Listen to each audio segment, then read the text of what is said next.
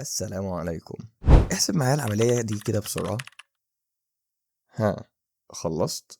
يعني هو غالبا لو انت محيي موسى مش هتلحق تخلص العملية دي في الوقت القليل ده، بس المعالج اللي جوه الكمبيوتر ممكن يخلص العملية دي في وقت شبه لحظي. فهل الكمبيوتر أذكى منك؟ السؤال ده شكله بسيط، لكن كل ما تعمقنا فيه أكتر كل ما اكتشفنا إننا بنقارن بين حاجتين مختلفتين تماما. احنا غالبا بنفترض إن الذكاء معناها السرعة، اللي يحسب أسرع يبقى أذكى، اللي يعالج معلومات أكتر يبقى أذكى، والكمبيوتر بيكسبنا بسهولة في الحاجات دي. لكن تخيل لو حد قال الحفار أذكى من الإنسان لأنه بيحفر أسرع، الجملة دي هتبان غريبة صح؟ لأن الحفار متصمم أصلا للحفر، وده بالظبط اللي بيحصل لما نقارن نفسنا بالكمبيوتر في الحساب. احنا بنقارن نفسنا بحاجة متصممة للمهمة دي من الأساس. طيب خليني أسألك سؤال تاني، لو وريتك صورة لصاحبك وهو عنده 5 سنين هتعرفه؟ أغلبنا هيعرف رغم إن شكله اتغير ورغم إن الصورة قديمة، بس مجرد نظرة واحدة وخلاص. لكن المعالج اللي كسبك في العملية الحسابية دي من شوية ما يعرفش يعمل كده بسهولة، وده لأن مخك شغال بطريقة مختلفة تماما. مخك آلة رهيبة في اكتشاف الأنماط. تشوف وش حد تعرف إنه متضايق، تكمل جملة ناقصة وتفهم معناها، تقرأ كلمة مكتوبة غلط وتفهمها عادي.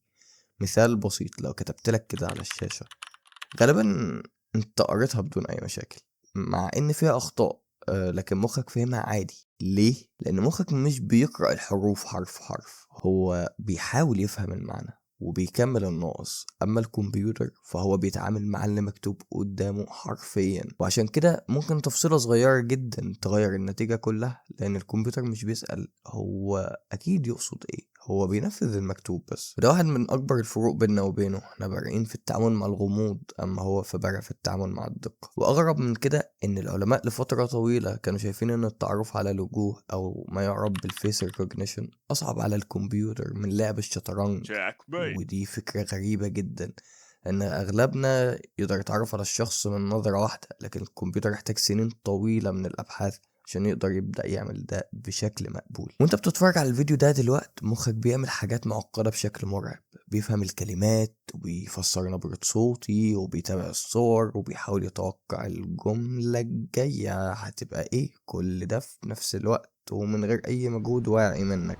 ولما تمشي في الشارع الموضوع بيبقى أعقد، مخك بيتعامل مع عشرات الإشارات في اللحظة الواحدة، العربيات والمسافة اللي بينك وبينها، وجوه الناس اللي بتتحرك في الشارع معاك. أما الحساب فهنا الوضع معكوس، الحساب بالنسبة لي مرهق جدا، لكن بالنسبة للكمبيوتر ده لعبته المفضلة. لأن المعالج أصلا متصمم عشان يعمل ده، يجمع يطرح ويقارن وينقل بيانات ويكررها بسرعة مرعبة مليارات المرات في الثانية. وده السبب ان الكمبيوتر يقدر يحسب العملية اللي بدأنا بيها الفيديو في وقت شبه لحظي، مش لانه عبقري ومش لانه فاهم معنى الارقام ولا لانه استوعب السؤال.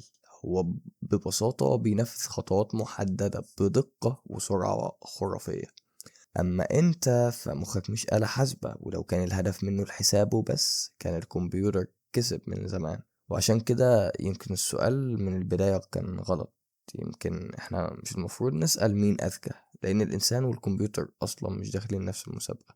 زي ما ينفعش أقارن غواصة وطيارة، كل واحد معمول لمهمة مختلفة. السبب اللي بيخلي المعالج يكسبك بسهولة في عملية حسابية هو نفس السبب اللي بيخليك تكسبه بسهولة في فهم العالم. والحقيقة إن دي مش نقطة ضعف في الإنسان، ده بالظبط الحاجة اللي خلتنا نوصل لمرحلة إننا نبني الكمبيوتر أصلا. وفي النهاية الكمبيوتر قدر يحسب أسرع منك، لكن فكرة بناء الكمبيوتر نفسه جت من عقل إنسان، وده فرق يستحق التفكير. أنا سيف، ودي كانت خاطرة تقنية جديدة، ونشوفكم في الفيديو الجاي.